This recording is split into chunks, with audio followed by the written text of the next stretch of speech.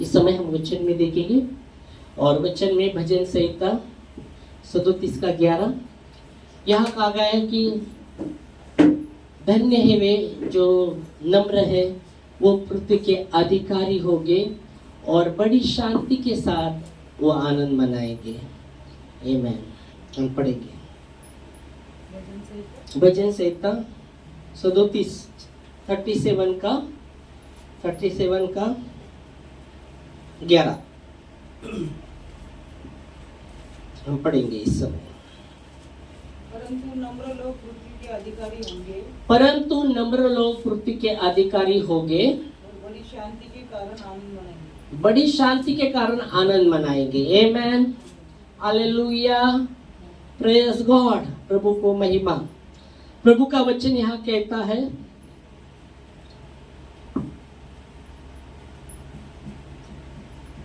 धन्य है वे जो नम्र है, वो पृथ्वी के अधिकारी होंगे। हालेलुया। धन्य है वे लोग जो नम्र है, वो पृथ्वी के अधिकारी होंगे। Praise God. जो भजन लिखने वाला दाऊद का भजन है ये, और दाऊद का भजन है भजन संहिता 37 के 11 में हम देखते, परंतु नम्र है वे नम्र है, परंतु नम्र लोग पृथ्वी के अधिकारी। ओके, तो परंतु नम्र लोग पृथ्वी के अधिकारी होंगे। यहाँ दाऊद कहते हैं कि परंतु नम्र लोग पृथ्वी के अधिकारी होंगे। और यीशु मसीह ने भी मत्ती की किताब में यीशु मसीह ने भी कहा, यीशु मसीह ने कहा धन्य है वे जो नम्र है, वो पृथ्वी के अधिकारी होंगे। आमीन। यीशु मसीह ने भी ये बात कहा। पर हम देखते यहाँ भजन में दाऊद राजा कहते हैं, परंतु नम्र लोग पृथ्वी के अधिकारी होंगे। आमीन, हालेलुया। तो बहुत ही अद्भुत वचन है। यहाँ दाऊद राजा कहते कि परंतु नम्र लोग पृथ्वी के अधिकारी होंगे। और यीशु मसीह ने भी यही कहा। यीशु मसीह ने भी कहा कि धन्य है वे जो नम्र मन के नम्र है, वो पृथ्वी के अधिकारी होंगे। और यहाँ दाऊद राजा कहता है परंतु नम्र लोग पृथ्वी के अधिकारी होंगे। Praise God. तो हमारे अंदर परमेश्वर की नम्रता होनी बहुत जरूरी है। हमारे अंदर परमेश्वर की नम्रता, दीनता होनी बहुत जरूरी है। आमीन, हालेलुया, प्रेज गॉड। नम्रता, दीनता हमारे अंदर होनी बहुत जरूरी है। यहाँ वचन कहता है परंतु नम्र लोग पृथ्वी के अधिकारी होंगे, और तुरंत वो उसी वचन में और बड़ी शांति के कारण, अब यहाँ नम्र व्यक्ति के जीवन में वो बड़ी शांति, नम्र व्यक्ति के जीवन में बड़ी शांति रहने वाली है। जो प्रभु के सामने नम्र होता है, उसके जीवन में बड़ी शांति होने वाली है। आमीन, हालेलुया। क्योंकि यह वचन कहता है, यह वचन में हम देखते बड़ी शांति के कारण, आगे जाके वो हम देखते जो नम्र लोग हैं, वो पृथ्वी के अधिकारी होंगे और बड़ी शांति के कारण। आमीन, हालेलुया। तो जो प्रभु के सामने नम्र होता है, दीन होता है, उनको बड़ी शांति परमेश्वर देगा ही देगा। आमीन, हालेलुया। जो परमेश्वर के वचन के प्रति वो नम्र होता है, दीन होता है, उनको बड़ी शांति देगा ही देगा। Praise God. इसलिए बाइबल कहती है भजन संहिता 119 165, तेरी व्यवस्था से प्रेम करने वालों को बड़ी शांति होती है और उनको ठोकर नहीं लगती। भजन संहिता 119 के 165 मतलब 65 भजन संहिता 119 165 165। मेरी व्यवस्था से प्रीति रखने वालों को हाँ बड़ी शांति होती है, हाँ, और उनको कुछ ठोकर नहीं लगती। हाँ, तो भजन संहिता 119 के 165 हाँ 165 में 65 है ना, 65। तो यहाँ कहा गया कि क्या कहा गया, पढ़ेगा मेरी व्यवस्था से प्रीति रखने तो परमेश्वर के वचन के प्रति जो नम्र होता है, परमेश्वर की व्यवस्था के प्रति जो नम्र होता है, उनके विषय में लिखा गया है, जो परमेश्वर के वचन के प्रति नम्र होता है, परमेश्वर के वचन के प्रति दीन होता है, तो यह वचन कहता है तेरी व्यवस्था से प्रेम रखने वालों को बड़ी शांति मिलती है और उनको कुछ ठोकर नहीं लगती। Praise God, hallelujah, hallelujah. परमेश्वर उन्हें संभालेगा, परमेश्वर उन्हें संभालेगा, क्योंकि उन्होंने वो नम्र बने हैं, वो दीन बने हैं, परमेश्वर के सामने वो नम्र बने हैं, दीन बने हैं, और परमेश्वर उनको संभालेगा। क्योंकि बाइबल कहती है, बाइबल कहती है विनाश के पहले मनुष्य में घमंड आता है और महिमा के पहले नम्रता होती है। नीति वचन में लिखा है, आपने सुना है? विनाश के पहले मनुष्य में घमंड आता है और महिमा के पहले मनुष्य में नम्रता होती है। Praise God. और इसलिए बहुत ही जरूरी परमेश्वर के सामने हमें नम्र और दीन होना, नम्र और दीन होना बहुत ही जरूरी है। और यह वचन दावीद राजा, वो राजा है, वो दावीद राजा, उसके पास सब कुछ है, वो कहता है परंतु नम्र लोग पृथ्वी के अधिकारी होंगे और बड़े शांति के कारण आनंद मनाएंगे। बड़ी शांति के कारण वो क्या करेंगे? आनंद मनाएंगे। Praise God, hallelujah. बड़ी शांति के कारण, उनके जीवन में बड़ी शांति के कारण वो क्या रहने वाले? वो आनंद मनाएंगे। Praise God, hallelujah. और यह हमने देखा कि परमेश्वर की व्यवस्था से प्रीति करने वालों को, परमेश्वर के वचन से प्रेम करने वालों को बड़ी शांति होती है और उन्हें कुछ ठोकर नहीं लगती। Praise God. बाइबल कहती है नम्रता का मतलब, दीनता का मतलब क्या है? क्या है? हाँ, नम्रता का मतलब, दीनता का मतलब क्या है? बाइबल कहती है नम्रता का मतलब, खास करके हम देखते हैं नम्रता का या दीनता का मतलब क्या है। नम्रता का और दीनता का मतलब क्या है? मैंने कई बार ये बताया था कि नम्र व्यक्ति के जीवन में एक गुण होता है, वो आज्ञाकारी रहता है।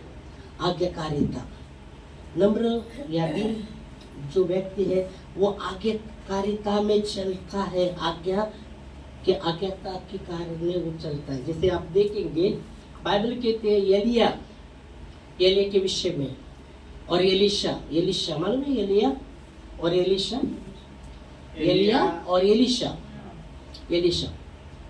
एलिया बाइबल कहती भविष्यवक्ता है, बाइबल कहती एलिया भविष्यवक्ता था। ओके, और बाइबल कहती है एलिया जो भविष्यवक्ता था उसके साथ एलिशा था, एलिशा उसके साथ रहता था।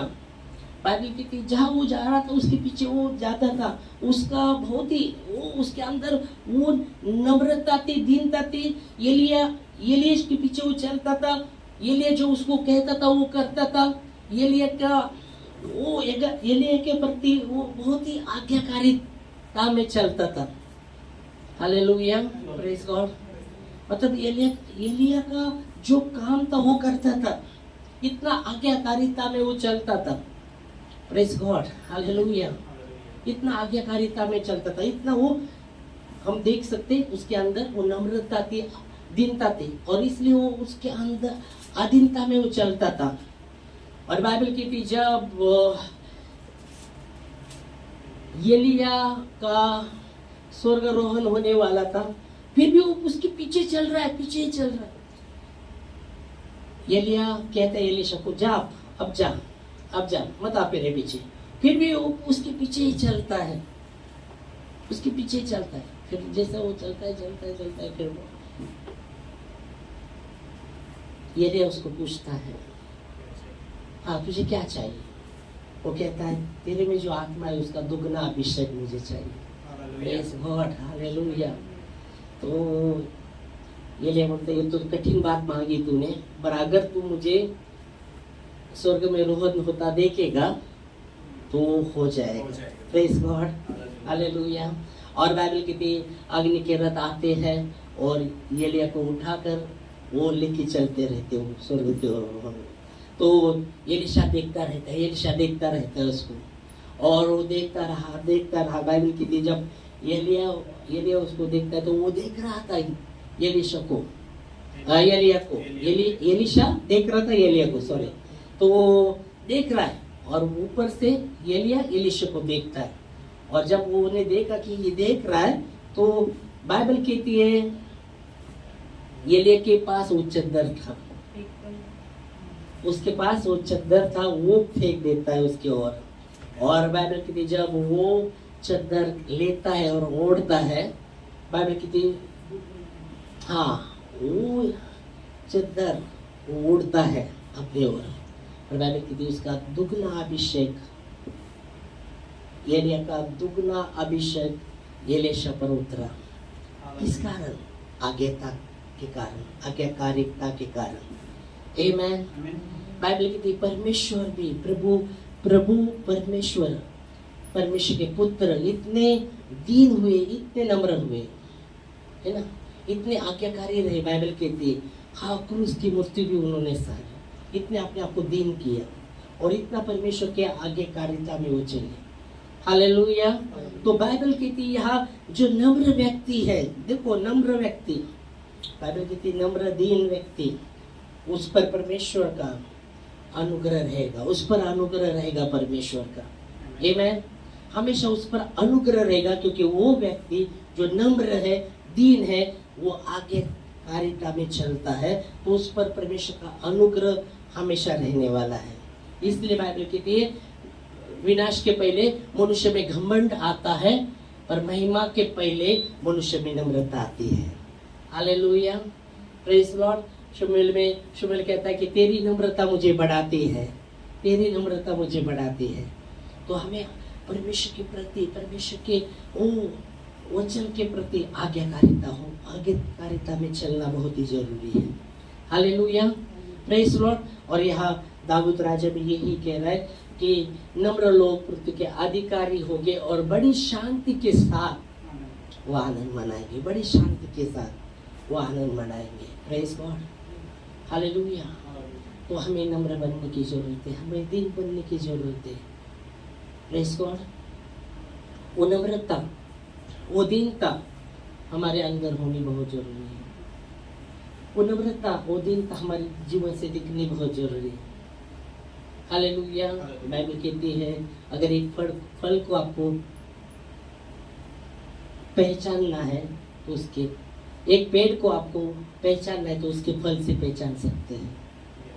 एक फल को, एक पेड़ को पहचाना है, उसके फल के द्वारा पहचान सकते हैं। हालेलुया। तो हमारे अंदर फल होना बहुत ही जरूरी है। हालेलुया। यीशु मसीह ने कहा तुम जितना, अगर आप पढ़ेंगे यूहन्ना 15:5 में, तुम ज्यादा फल लाओगे उससे मेरे पिता की महिमा होती है। वो कहता है तुम मेरे बिना कुछ नहीं कर सकते, तुम मुझ में बने रहो। और यहाँ वो कहता है कि मैं दाखलता हूँ, 5 पढ़ रहे, हाँ, तुम डालिया हो जो मुझ में बना रहता है, जो मुझ में बना रहता है, और मैं उसमें, हाँ, वो बहुत फल फलता है। जो, हाँ, मैं दाखलता हूँ, तुम डालिया हो, जो मुझ में बना रहता है वो बहुत फल फलता है, वो बहुत फल फलता है, वो बहुत फलता है। Praise God. यीशु मसीह ने कहा मैं दाखलता हूँ, तुम क्या हो, डालिया हो, और जो मुझ में बना रहता है वो बहुत फलता है। प्रेज गॉड, वो बहुत फलता है। इसलिए वचन कहता है यहाँ, इसलिए वचन कहता है, यीशु मसीह ने कहा मैं दाखलता हूँ, तुम डालिया हो, और जो मुझ में बना रहता है वो बहुत फलता है, वो बहुत फलता है, वो फलेगा, वो फलेगा, वो रुकने वाला नहीं, वो फलेगा। आमेन। वो फलेगा, वो बहुत फलता है। Praise God, hallelujah. और इसलिए हमारे अंदर परमेश्वर की दीनता, नम्रता होनी जरूरी है। हमारी बातों में वो दीनता और नम्रता, देखो फल, इसलिए बोला पेड़ को पहचाना है उसके फल से। हमें भी जब पहचाना जाता है, हमारे बातों के द्वारा, हमारे एक्शन के द्वारा पहचान हो जाएगा लोगों के सामने। हम बोलते परमेश्वर के हम लोग हैं, पर हमारे में, हमारी बातों में वो दीनता दिखती नहीं, हमारी बातों में नम्रता दिखती नहीं। और यहाँ वचन कहता है तुम, मैं दाखलता हूँ, तुम डालिया हो, जो डाली मुझ में बनी रहती है वो बहुत फल लाती है, वो फलती है, बहुत फलती है। हालेलुया। तो हमें वो फल दिखना जरूरी है, हमारी बातों के द्वारा, हमारे एक्शन के द्वारा वो फल दिखना बहुत जरूरी है। Praise God, hallelujah, hallelujah, hallelujah. Hallelujah. यह यीशु मसीह ने कहा। इसलिए हम देखते हैं यीशु मसीह का उदाहरण। आज बहुत सा प्रॉब्लम क्या है, बहुत से भविष्यवक्ता उठे हैं, बहुत से टीचर है, बहुत से स्वार्थिक है, बहुत से प्रचार करते रहते हैं। और क्या वो नम्रता हमारे अंदर है? क्या वो दीनता हमारे अंदर है? सब लगे हैं, सब लगे हैं। बहुत से लोग प्रचार करते हैं, वो बहुत से लोग प्रभु का प्रचार, क्या वो नम्रता दिखती आती क्या हमारे जीवन से? क्या वो दीनता हमारे जीवन में दिखती आती क्या? बहुत से विश्वासी लोग हम देखते हैं, क्या उनकी बातों से वो दीनता दिखती आती क्या? क्या नम्रता दिखती आती क्या हमारी बातों से? अगर ऐसे नहीं है तो हमें बहुत जरूरी अपने आप को समर्पित करना प्रभु के सामने, और वो दीनता नम्रता हमारे जीवन से दिखनी बहुत जरूरी है। आमीन, हालेलुया, प्रेज गॉड। इसलिए बाइबल कहती है हर एक जन, बाइबल कहती है फिलिपियो 2 अध्याय 1 से हम 4 वचन देखेंगे। फिलिपियो 2 अध्याय 1 से 4। सो यदि मसीह में कुछ शांति मसीह में कुछ शांति और प्रेम से धाड़स और आत्मा की सहभागिता और कुछ करुणा और कुछ दया है, तो मेरा यह आनंद पूरा करो। पौलुस कहता है मेरा यह आनंद पूरा करो। फिर एक मन सा रखो और एक ही प्रेम, एक ही चित्त और एक ही मन सा रखो। यहाँ आप देख सकते हैं, एक ही प्रेम रखो, एक ही चित्त रहो। इसलिए हम देखते हैं एलिया और एलिशा के विषय में, देखो एक चित्त, वो उसके साथ आधीनता में वो चल रहा था, एक चित्त होकर इतना आगे आधीनता में वो चल रहा था ये लेकर। और इसलिए बाइबल कहती दुगना अभिषेक उस पर आया। आमीन। यहाँ परमेश्वर का वचन कहता है एक मन एक चित्त, आगे एक ही प्रेम, एक ही मन सा रखो। विरोध या झूठी बड़ाई के लिए देखो, विरोध या झूठी बड़ाई के लिए कुछ ना करो। यहाँ यह वचन से हमको समझ में आता है, विरोध या झूठी बड़ाई के लिए कुछ मत करो। मतलब क्या बताना चाह रहा है? दीनता के विषय में वो बताना चाहता है, नम्रता के विषय में बताना चाहता है कि विरोध या झूठी बड़ाई के लिए कुछ ना करो। विरोध या झूठी बड़ाई के लिए कुछ ना करो, पर दीनता से एक दूसरे से अपने से अच्छा समझो। और फिर 5 वचन कहते हैं जैसा मसीह का स्वभाव था वैसा तुम्हारा स्वभाव हो। हर एक अपनी हित की नहीं, हाँ, दूसरों की हित की चिंता करे, है ना। और जैसा मसीह का स्वभाव था वैसा तुम्हारा स्वभाव हो। विरोध या झूठी बड़ाई के लिए कुछ ना करो, दीनता से एक दूसरे से अच्छा समझो, और हर एक अपनी ही नहीं, हर एक अपने हित की नहीं पर दूसरे के हित की भी चिंता करो। और जैसा मसीह का स्वभाव था वैसा तुम्हारा स्वभाव हो। हालेलुया। मतलब यहाँ हम देख सकते फल हमें फल होना बहुत जरूरी है। हमारे अंदर फल लगे होना बहुत जरूरी है। Praise God. और हमने देखा वचन में कि यीशु मसीह कहता है मैं दाखलता हूँ, तुम डालियां हो, और जो मुझ में बना रहता है वो बहुत फलता है, बहुत सा फलता है। Praise God. और इसलिए हमें नम्र बनने की जरूरत है। यह वचन कहता है परंतु नम्र लोग पृथ्वी के अधिकारी होंगे और बड़ी शांति के कारण वो आनंद मनाएंगे। बड़ी शांति के कारण वो आनंद मनाएंगे। आमीन, हालेलुया। धन्यवाद देंगे परमेश्वर के वचन के लिए, और इसमें हम खड़े होंगे और प्रार्थना में धन्यवाद देंगे खुदावंत यीशु के प्रभु के कलाम के लिए।